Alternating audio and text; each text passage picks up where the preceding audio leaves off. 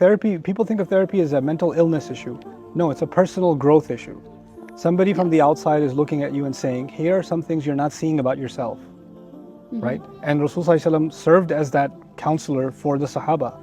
Allah says, وَيُعَلِّمُكُم مَا لَمْ تَكُونُوا تَعْلَمُونَ. He teaches you what you couldn't possibly have known yourself. So Allah will not teach us heart surgery.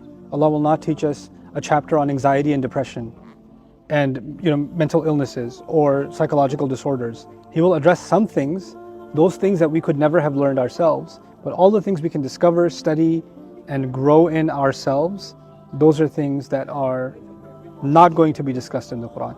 The Quran will guide our studies, point them in the right direction, but it will not touch on all these subjects. Not in the way that we think. Somebody says, oh, I'm going to study depression in the Quran, or I'm going to study this and that.